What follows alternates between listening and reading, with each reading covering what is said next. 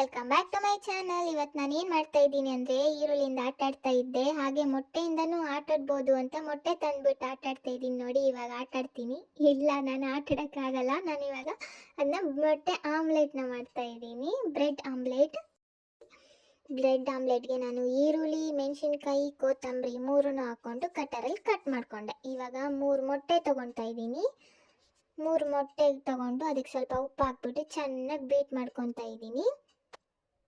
ಕಟ್ಟರಲ್ಲಿರೋದನ್ನೆಲ್ಲ ಹಾಕಿದೆ. ಅದು ಅನ್ಫಾರ್ಚುನೇಟ್ಲಿ ಮೊಟ್ಟೆಗಿಂತ ಜಾಸ್ತಿ ಈರುಳ್ಳಿನೇ ಜಾಸ್ತಿ ಆಗೋಯ್ತು.